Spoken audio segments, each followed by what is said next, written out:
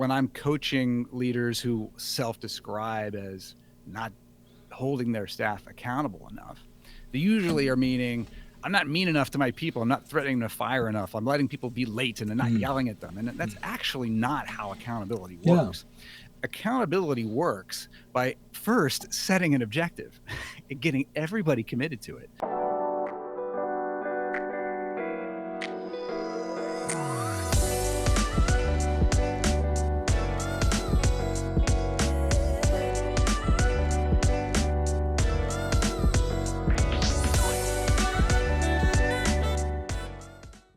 Hi, welcome to another episode of Baktari MD. As you know, this year we're doing Crash CEO School, where we go over all the major tips that will help you grow your organization. And sometimes we bring on a guest that can speak to some of the things we have been talking about all season, which are the skill sets that people need to grow their organization and take it to the next level. Today I have a guest, Mark Henderson Leary, who really is a founder of a company that helps private practices take their practice to the next level. I don't want to speak for him. I want him to introduce himself. But, I think systems like he's going to talk about are things that people need to think about, because sometimes just having a good product or having a great practice or having great bedside manners is not enough. You're going to need more. I suspect he's going to talk about that. But let me welcome my guest. Mark, welcome to the show. Thank you so much for coming. Well, I'm so grateful to be here, Dr. Baktari. I really appreciate it. We've talked in the past, and you and I have common goals, common beliefs, common DNA, and so I'm excited for this conversation. Well, great. So we know currently for what you do is you help private practices, the administrators, the lead clinician, the owners take their practice to the next level. But before we go into some of that, let's talk about your journey of how you got here. I know offline you gave me a little bit, but could you summarize that for me? And then we'll go into some more details about what you're doing now. Yeah, 100%. So I was the classic flavor of the month CEO. That is to say that I was an entrepreneur growing a practice, and every month, week, minute, I found the new tool, the new trick, the new book, the new system. And, we need to sell better. And so we're going to run this system. And a month after that, it'd be like, well, apparently there's a marketing problem. So let's do this marketing thing. And then, well, apparently that's not it. Apparently we're not hiring right. Well, then apparently that's not either. It's probably, it's something else. It's something in the culture. It's something in the this and that. And every single month for, we'll call it 7 years. I was doing that with the expectation that this was the next thing that was just going to explode the business into the next level, which I got to be honest, it had its opportunities to explode it in many ways through the 7 years in not the greatest way. But I was able to ultimately cobble together a system to run the business, and I sold the business. And when I did, the organization that bought mine was trusted me enough to run the growth strategy for the new entity, even though I wasn't a shareholder. And so I was privileged to do that. And we were able to grow that organization from about $7.5 million in services revenue to just under 20 in a little under 3 years. And I thought, man, this is great to simplify what it is to run a business. It's fun to do this. And then after that, I was kind of my cobbled together system. I did find the system called EOS based on the book Traction. And I resisted it for a while because my friends were like, you should check this out and use this system. And I thought, I've got a system. I did this, guys. I'm smart enough. And when I finally read the book, it was like, dang, if I had had this 10 years ago, I would have a different life right now.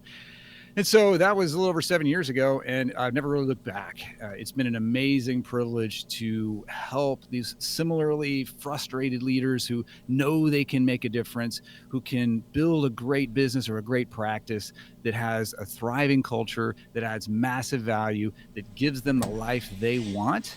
And we don't have to reinvent the plumbing to do that. We just have to put some tools in place that are proven to do it.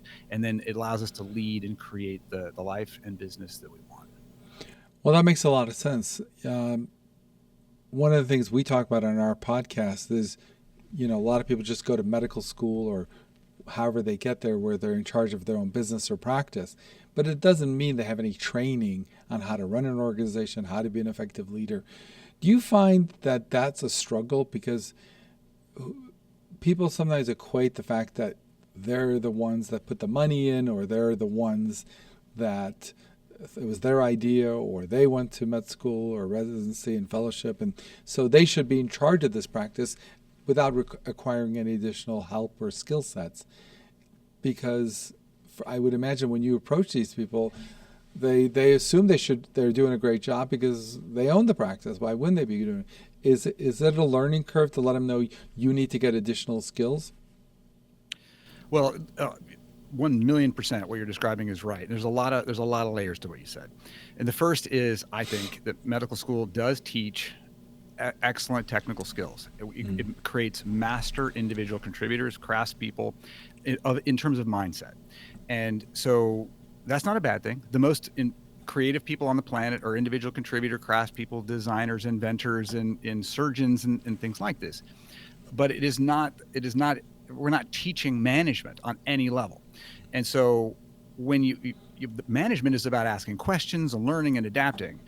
Individual contribution and skill is about having answers, and it's about collecting answers from a massive database and being knowledgeable. And so it's normal that I have a founding physician, founding practice leader come to me and say exactly what you said.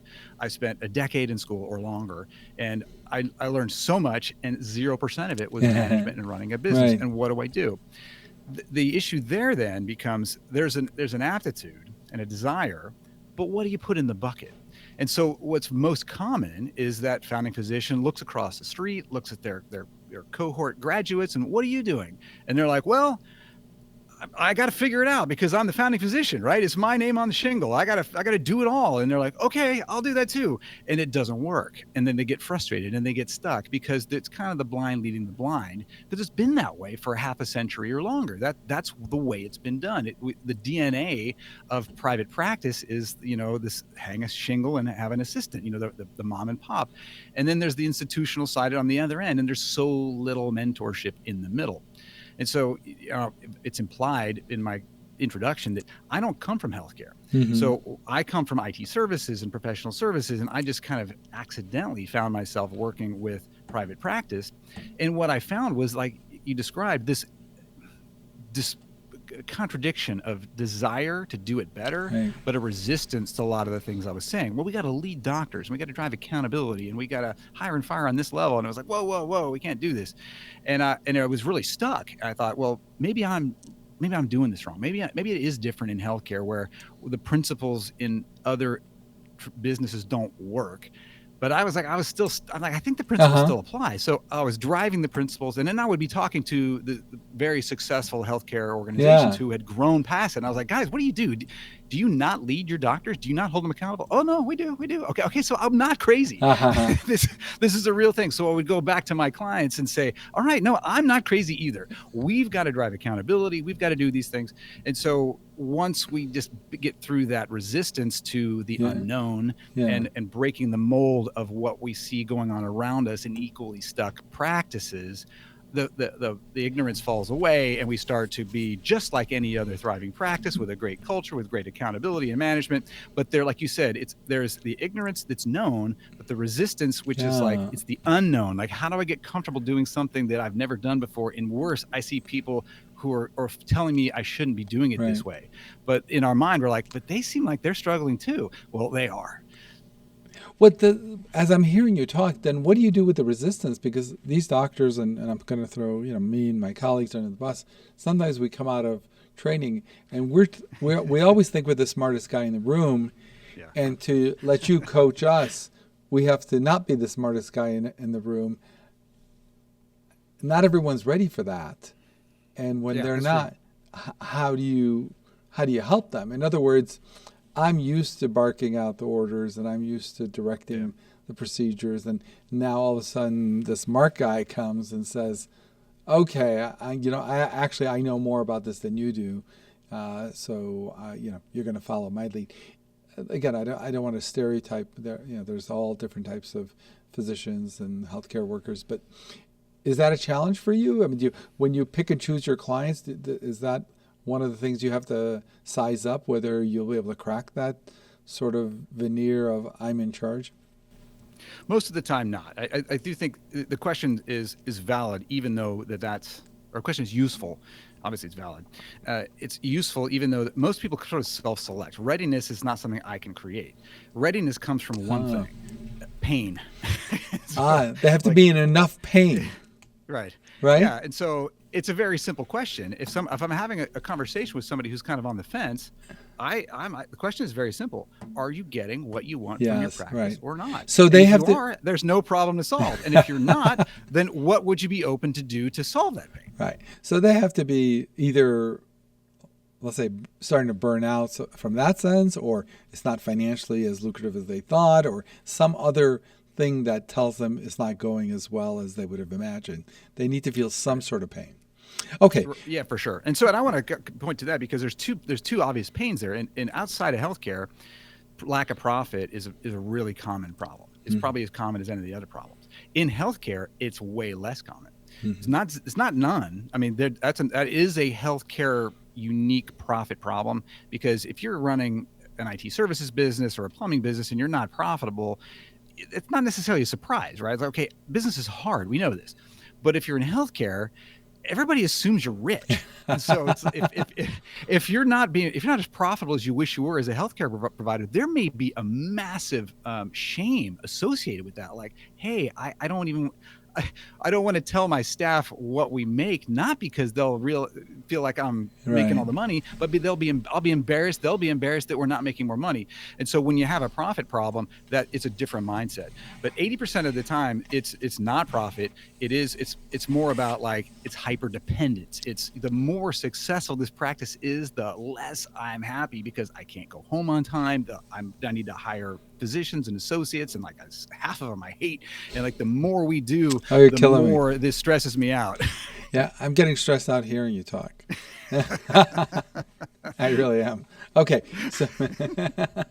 so all right. Sorry. No, so tell me about your system broadly, and then we'll see how without giving away all the goods, but tell me broadly about the system, what it's called, and what are the core tenets of it, and how do you go about implementing it into. I mean, obviously there could be a 5-day talk, but as best as you can to summarize it.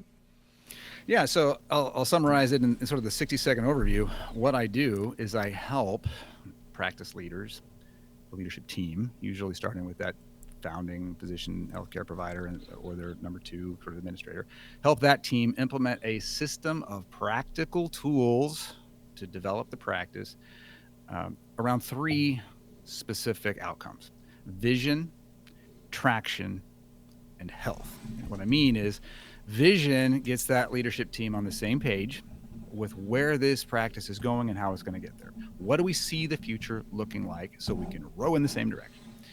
Traction is that leadership team gaining accountability and discipline to make progress actually towards that vision, not just do work that moves us there. And then health is when that team comes together as a healthy, functional team, not grinding gears and not stepping on each other's toes, really right person, right seat from a leadership perspective. Because all too often, that is not at all what we're having, Wow. especially in these high skill organizations where we got somebody who does something at a high level, but maybe culturally is off and we don't know what to do with that. So we got to get them on the same page. So once we get that leadership team on the same page with where we're going, accountability is happening, and we love working with each other. And that's amazing, right? I love it. Once we do that, then we take that to the entire organization and get everybody crystal clear on your vision, rowing in that same direction, everybody accountable and progressing and making progress on what they're supposed to do. And everybody loves being there. Right. And you love them being there. And the patients love them being there. And, I use that word love a lot, but because it's one of those things that if you're coming from a scarcity-minded or dysfunctional culture, and I use the word love, you're like, come on, get out of here. I just want to get to the day with a profitable day without somebody yelling. But when people get through this process and they're like, Mark, I get it. I love showing up here. I love these people because they care about what I care about. These are not just the people I work with, but they're friends and people who just share the planet with me, helping this vision come to life. And everybody in the organization is equally excited about the privilege to heal people and help people in whatever contribution. And I can assure you that it's absolutely real. It's absolutely possible to do that. And that's what we do. Amazing. I want to get on a higher level on that. But first, I want to get granular on something you said. I used the word accountability like 8 times, I thought, in that description. So,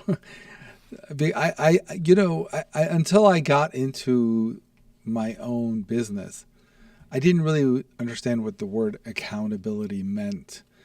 When you're a layperson or you're just an employee, and you said, well, we need account. Well, like what to the average person, what does accountability mean? I have a better idea now that I've managed organizations and systems, but tell me when you use that word accountability, implementing, having account, what does that mean to someone who has not been ahead of an organization and doesn't know what it really means?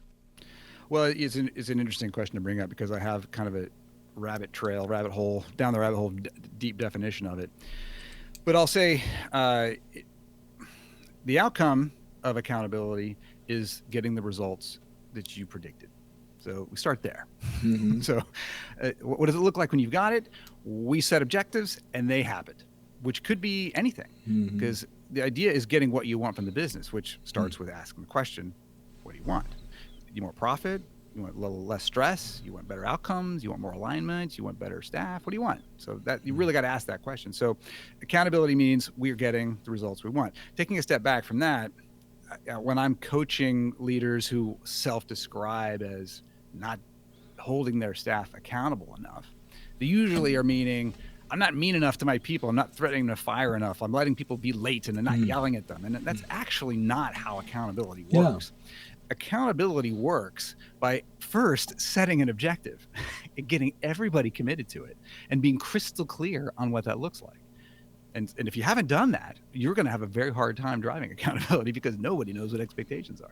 So once we've got everybody galvanized on these objectives, then accountability, and this is the part that I hope we'll take as a nugget, because this is kind of a recent epiphany for me. Accountability is simply recognizing the gap between what we wanted to happen or thought was going to happen and what did happen. Guys, we said we were going to be on time to this meeting. 3 of you were late. Accountability is a recognition that we did not do what we set out to do. And then you kind of assess that, take a step back. Does that matter? Does it? If it doesn't, well, let's move on. If it matters, well, was the meeting time wrong? Did you guys not take this seriously? Do I have the wrong people? Did I communicate improperly? Because if this was an objective that matters, let's troubleshoot this and put the changes in place to fix it, which may mean better communication. It may mean firing somebody who's on the wrong bus. That's totally possible. But it's not about the negative consequences. It's about just saying, hey, are we going in the right direction?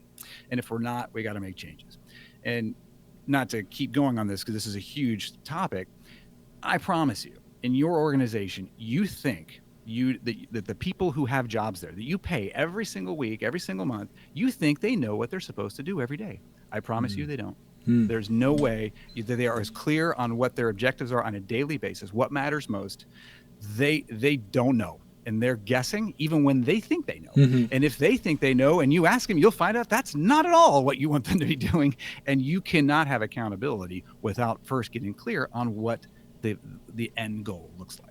Got it. I've never heard it crystallized that way, but I love that concept about the gap between what you thought was going to happen and what happened. But on a system level, so I got 50 employees, 100, 200, 500, 1,000, but then you have to implement systems to manage that accountability. Talk to me about that. So, okay, I got the high level theory. Yeah. So I know I'm just like you. I want to drive this down to something real, and I know I've been living very conceptually. Let's bring us right to the ground. Right to the ground. The tool called the accountability chart, to use the word accountability for the 101st time in this conversation. The accountability chart is when we start looking at the structure of the business. Looks a lot like an org chart. It, however, is not. It is when we look at our functions in the business, starting at the highest level of the organization, and say, 3 to 7 major functions. Now, a typical business has at least 3 functions. You'll recognize them. Sales and marketing might be a function to go get and capture new customers. Operations might generically be what you described to be the service you provide in exchange for money. And finance might be the function that involves reporting and finance and making sure the money's where it needs to be. Those are the three basic functions of any organization. You will have another function that sits on top of that glues that all together. Historically, you look at this, if you're imagining this in your mind, as three boxes with one box on top, and that's the boss, the president, the CEO.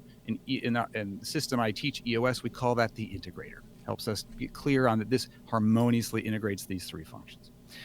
Sometimes we always have to customize it in some way. And so in your practice, we might have totally different words for that. We might have a patient experience function we need. We might have a clinical operations, clinic success. We might have research success. We might have retail if we're in optometry or something like that. We might have different functions, finance and administration and billing, whatever. In the end, 3 to 7 functions that this business must have to be successful in the next 6 to 12 months. If this is something for the practical now.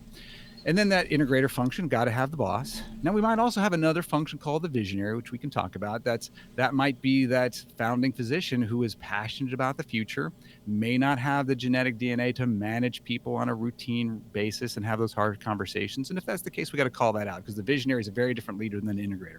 Integrator is very often that practice administrator, somebody who can drive ongoing weekly accountability and stick to the plan.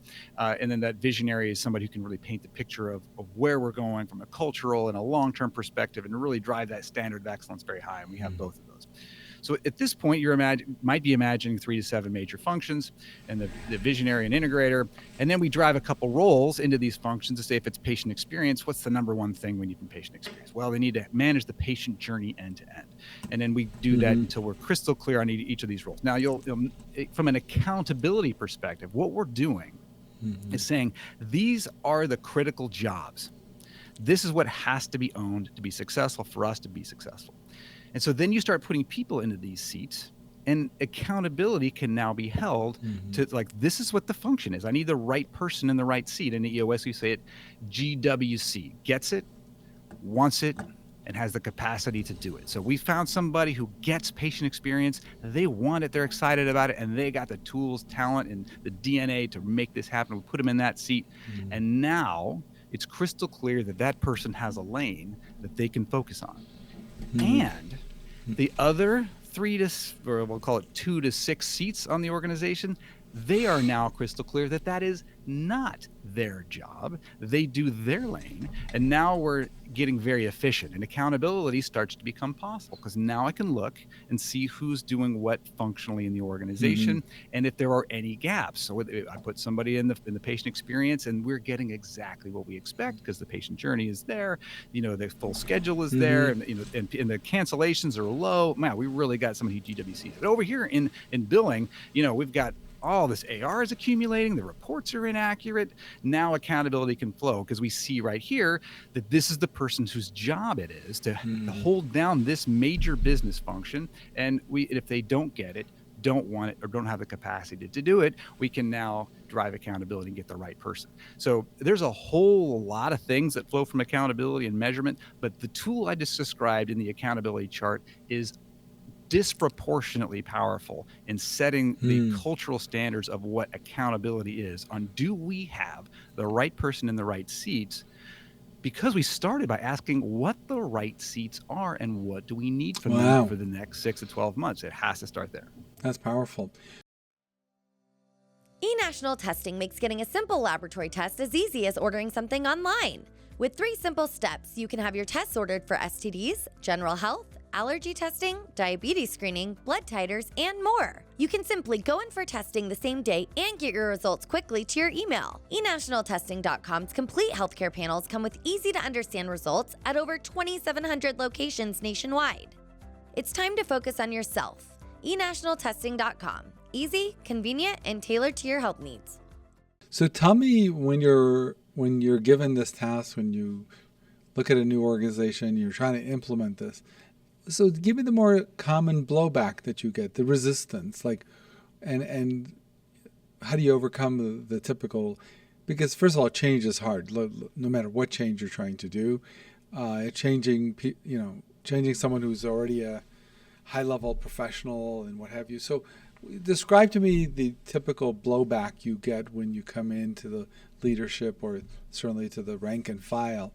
And how do you try to address that and overcome that? Now, you said earlier they have to be ready, but still, it's just because they're ready doesn't mean it's going to be fun. Not being the big honcho and calling every shot. Well, I'm fortunate because the tools that I implement are very simple. They're not necessarily easy because they tell you some things that you got to respond to. You can see very quickly that we do or don't have the right person in the right seat.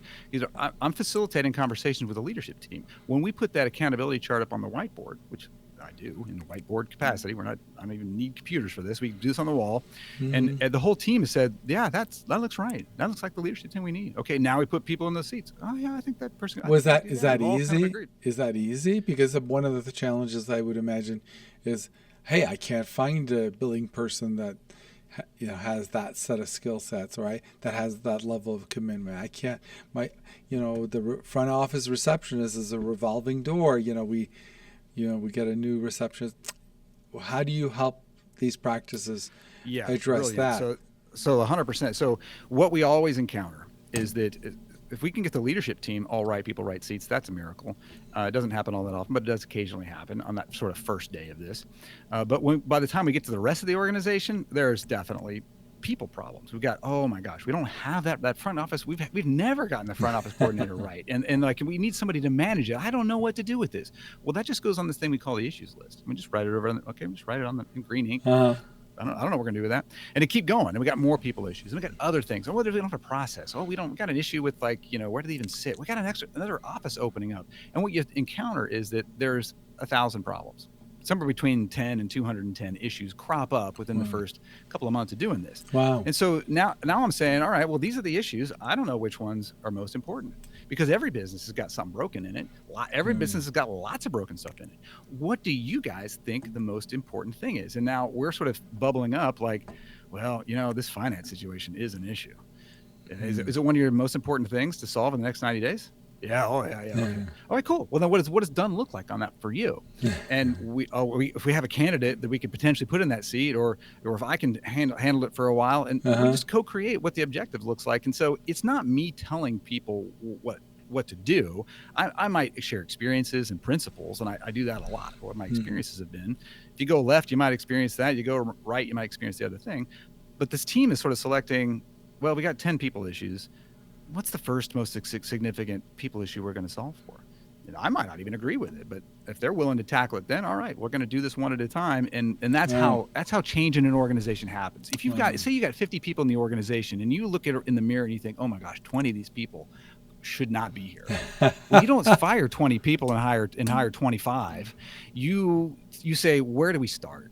Who's the leader, manager, most significant, making the biggest difference, and let's tackle that. And then what you'll find is that as the dominoes fall, lots of these other problems start to either change on their own, they kind of take care of themselves, or we get the right leadership in place. It starts to rise people up, people you thought were lost causes, so suddenly wake up because they've got a real good leader and manager. And so you don't solve problems out of order. You solve the big ones first, and you only solve the next problem when it's time. Right. So, amazing. How often do you get in a situation where you just give up and say, look, this is just beyond me putting things back together? Or do you find that 80, 90, 100% of the time, as long as they're open to the change, you're successful? What does that look like? I mean, that's a great question. So I've never had to give up on somebody. I have definitely worked with clients who I thought were going in slow motion. And I'm like, are you going to do what these tools are telling you or not? We see that your culture is not in good shape. We see you don't have the right leadership team. You see it, I see it. What are you going to do in the next 90 days? And their commitment is to try it again with the same people over and over. Wow. And I have been like, oh my gosh, are we doing this? And I have found 100% of those eventually get it. Oh, really? Eventually. Well, that's probably testimony to you and your technique. So maybe I really rest on the shoulders of giants in terms of Gino Wickman, who created the system, and so it's a well-known system, and the principles are sound, and I have a lot of trust in the principles of simplifying the business, delegating, predicting things with the measurables and goals, and systemizing it and creating a solid structure. Those principles sort of glue it all together. We talk about, I think the real answer to your question though is when this doesn't work, there are those leaders who just refuse to look in the mirror. And if they do look in the mirror accidentally, they think there's something wrong with the mirror or just look away. And so I see that very quickly with, the next session, we're not ready. Can you give us another week or a month? And I'm like, no, this is time to measure the progress. And and so we're always off. That's not the problem. If you're always off, it just means you're normal. Now, how much are you off? We had these 3 objectives for the 90 days. We thought that we were going to see this many patients. We thought revenue would be this. We thought profit per encounter would be that. Right. And we're going to look and we're going to say, how close were we? Not close? Okay. Why? And let's have an open conversation. This is going to set our objectives for the next 90 days because we need to be more accurate. But if you just like, I'm going to go in that room and Mark is going to look at me like why I haven't fired this person. And I don't want to answer the question why I haven't fired this person. So I'm just going to avoid Mark. I can't help that person. Now, and I say that like I'm challenging these people to fire people. I don't. I'm going to let you do it on your own time frame. It's going to be you who's like, I don't want to look in the mirror and realize that I committed to do this and I know this will take the pain away and I haven't done it. And I encourage people who are in that spot, like, actually, I'm going to sort of reverse course on this because it sounds like that's the failure. If you're one of those people listening to this and you've got somebody on your team and they're not a fit and you have not let them go, have some compassion for yourself. This is hard stuff. Right. You might not be ready to do it, and you are suffering too. Now, I'm going to encourage you that you probably could eliminate a lot of suffering if we get your head clear on how to get this person out of the organization in good faith. But if you're not ready and you haven't done it, don't beat yourself up. It's perfectly reasonable to ask for some help. Reach out to me. I can talk you through how to get the language right and make sure you're on the path to get this person to a seat, to a job where they are in the right seat and you can get somebody who you need. But do not beat yourself up. If it's difficult and slow going, it's very normal to be like that. In talking to owners who are in the situation you just described, one of the most common things I hear about why they haven't done something like that is in small organizations, there's often not enough redundancy in people's role. Oh, yeah. And it's because of that I think there's this tendency to hold on because there's just like no redundancy. So it's better than nothing. And so they keep going. Have you seen that, or is there other factors that contribute to that? Well, so the input side of that is how do you solve for that? Number one thing, particularly in a healthcare practice, is if you getting a hold of the recruitment process. We got to have enough supply of talent. Have to solve for that. Because when you don't, you are perpetually held hostage by non-fits in the culture, and it's terrible. Say that again. You're held hostage by what? You said that again. By non-fits for the culture, non-fits for the position. I see. You get a lot of terrorism because this person is not a culture fit. They got a terrible attitude, but they're the only one that knows that process. The only one knows where the inventory is. Right. And so you talk about redundancy. I would lump it into a broader category of just capacity. We don't have enough hours of people to get the work done. What I experience with that is, again, we solve at the root. And so we've got to get leadership in place. And that's where you start, one person at a time.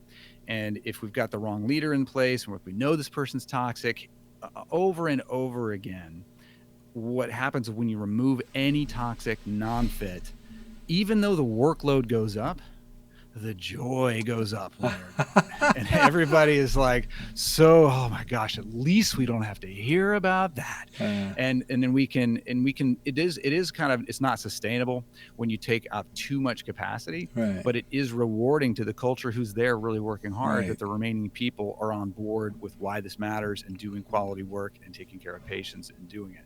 And so, 80 to 90% of the time, you're better off doing with less, but of the right people, than with kind of hanging on to these people who are just truly the answer to the question is, they are actually creating more problems than they're solving, even though it seems like they're rowing in the right direction. They're not. And when Right. they're gone, you're like, oh my gosh, they're not doing the stuff I wanted them to, but now they're really not making all those problems, and Right. all those people aren't in my office upset, and it's really helpful. Yes.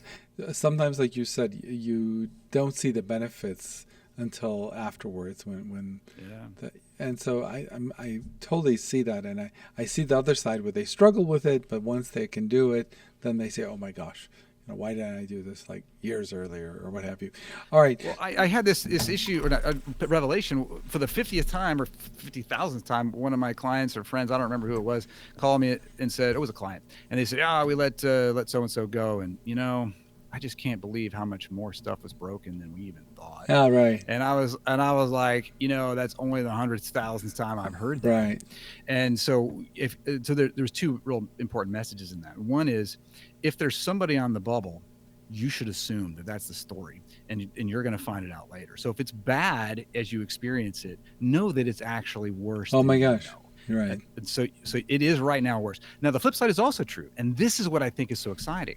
When you have right person, right seat, and you unpack what they've been doing so much more than you thought. They get it. They want it. And the organization is lifted up by these things that are going on even without your knowledge. And so really driving into getting those right people, starting with the leadership team. And this whole conversation boils down to, I think, if the listener takes one thing away from this, it's one critical person at a time, starting at the top, getting the right person in the right seat. Don't solve for the entire culture, just one critical person at a time, until you build that culture up with people who really want, and have the capacity to do that job at the highest level, and that will take care of itself over time. Wow. That's amazing. That's a great advice. Great advice for anybody who's struggling with this, where they're stuck in an organization and it's just like walking in quicksand. You just have to, bite the bullet and do the right things. I know we're pushing time, but I want to add one thing to that. Yes. Because I was generic about people, and you talked about pushback. I didn't answer about pushback because I answered the way I did with the issues list. But there is pushback. Oh, there is. In one concept in particular, and it is around leading what I call high-value individual contributors, really important experts that are very, very special in your organization. You might know them as doctors. So these people are very valuable to the organization. They're also, by default, most of the time, not good managers, and so we should not have them managing. That's a separate topic. But the pushback is, who do these doctors, these associates, these partners, whomever, who do they report to? Oh, whoa. They don't. Who's their boss? Well, they don't have a boss. Oh, they have a boss. If it's God, they've got a boss. We've got to get clear that every leader needs a leader. Every leader needs a leader, and so we're going to have to solve for that. And I get pushback on how we do that. Long story short, we crack it open piece at a time until we get these. That leaders is so interesting. So you're saying some of these practices, some of these healthcare professionals are just free agents roaming in the office, and it's like an academic institution. It's like they're just tenured professors, right? And we just hope we don't upset them, right? And so that's not what's going to work. And I see organizations get very large with that mindset, especially with very rare, unique talent, with research and grants and all that kind of thing. Yeah, when I get a tip off like that, a lot of times a staff will come to me and they'll say, I want to speak to Susie about, something that is not going well, but I'm afraid to talk to Susie. And then multiple people will tell me, I'm afraid to talk to Susie about this. I'm afraid to talk to. I'm like, okay, so what is going on? Not that what you're saying is good or bad, but why is everyone afraid to talk to Susie or Bill or Fred? Because what does that even mean? And what does that say about what kind of lack of accountability that they've set up, that sort of little fiefdom that they've set up, that they've sent the message that, you can come joke around with me, pal around with me, but, don't go there. And, there's two conditions that create that. The two conditions we see are, scarce skill. Like you're the specialist. You're the only retinal oncologist that in the state that does this. And so like, if I don't have you, I have no one. Right. That scarcity creates a problem. And then the second one is high stakes. If your skill set is the difference between life and death, well, then I have a massive aptitude for collateral consequence. Like you can be a jerk if you're high on, if it's a 1 to 10 scale, if you're a 9 and a 10 on this specialty skill with high stakes, like I have to tolerate you. And so what that creates, that's the perception anyway. And so what that creates is a withdrawal of two other conditions: feedback and consequences. And so over time, we get reticent to share feedback. You know, the person was really great with the patient in terms of that, but they were kind of rude to the nurse. Right. What do I do? And so I don't know what the criteria are. And so then we withdraw from giving feedback. So now these doctors are kind of in the dark. They don't even know that their behavior is not bad or is bad because we're not telling them. And then if we do eventually tell them, they've been doing it 10 years. They're like, well, what do you even mean? Yeah. And so there's no consequence. There's no meaning to this. Like, well, okay, so you're saying I was rude to the nurse. So what? Like I rule this room. And so we have to kind of get away from that, which goes back to accountability. You build that accountability chart and say, all right, we got doctors. What are the 5 roles of these doctors? Are they just doctors? Because I've discovered that in the industry, we don't really write job descriptions for doctors, which is crazy. Because we've got doctors who are diagnosticians. We've got doctors who are research folks. We've got doctors who are very, very specific in something they treat. And if we need to get crystal clear on it, hey, Dr. Smith, one of your key roles is patient experience. Did you know that? Did you know that they're supposed to like you? Minor point. And you can decide, like in some institutions that might not be part of it. But once we sort of set that rubric, now we can invite with some discipline and some courage, hey, Dr. Smith, can I give you some feedback? Because we need to, we have a governing board here, by the way. And if I share this, like they might say you shouldn't work here anymore. And so we can bring both feedback and consequences back into it. But a lot of organizations are really slow to do that for those two reasons. I'm telling you, almost everything you talked about is things that I've struggled with and tried to cobble together my own system. So I relate to you more than you realize. All right. Now, before we end, tell me, is there anything I didn't ask that you feel, given whatever else we talked about, that would be helpful, pertinent to what we've talked about? Is there anything I left out? Well, I could go on for a long, long time.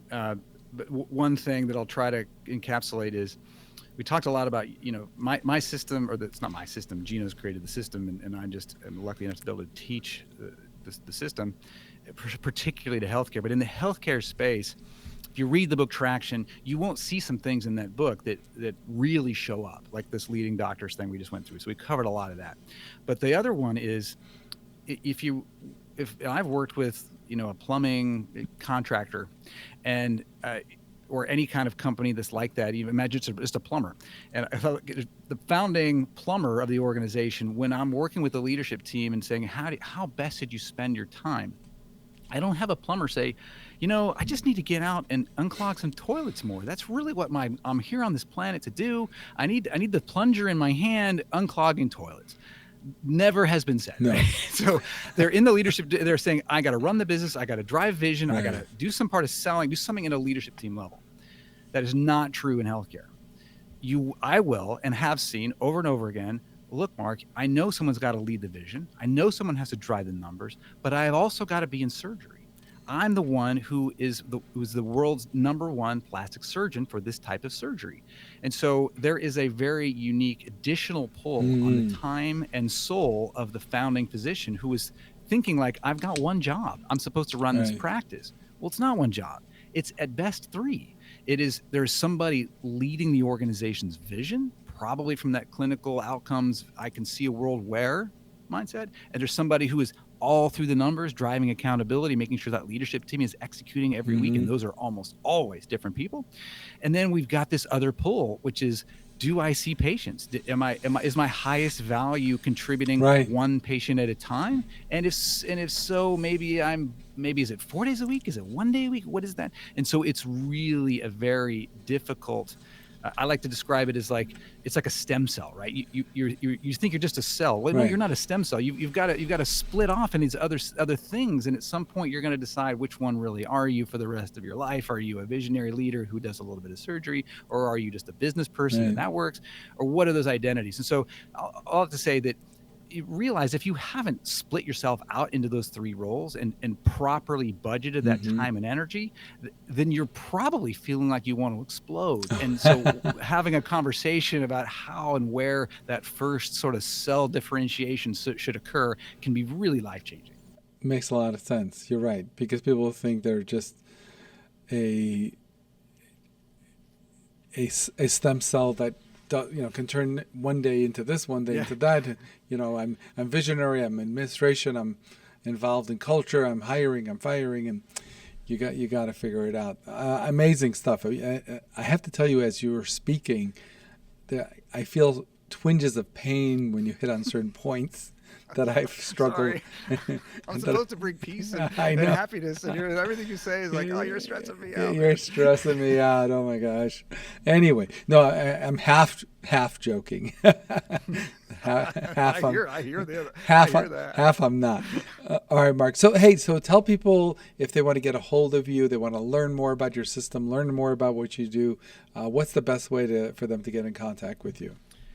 Yeah, the easiest way is to find me at practicefreedom.com. Got the podcast out there, resources and tools. Happy to help in any way. There's lots of free information out there. You can also check out the tools, eosworldwide.com for some of the systems I teach. But if you're interested in a conversation, and I'm happy to help in any way, you can get on my calendar simply by going to practicefreedom.com/schedule. We can just take a couple of minutes and see if we can get you unstuck and get you on the path to getting that practice that you love, that gives you the life you deserve. Well, Mark, listen, after hearing that, the only thing I could think about after listening to this whole thing is, if you didn't exist, we'd have to create you, because this is this is a necessity for a lot of people. So I'm so glad we had you on. And you sort of dovetail right into our other things that we talk about, leadership. So you hit on a lot of the points: accountability and vision, culture, and getting people in the right seat. We talk about that here in this show all the time. So this is just a breath of fresh air as I'm listening to you speak. So thank you so much. All right, well, that's it for today. If you like this episode, don't forget to comment, like, and subscribe. Get a hold of Mark, see how he can help your organization. And we will see you on the next episode of Baktari MD. Take care. Bye-bye.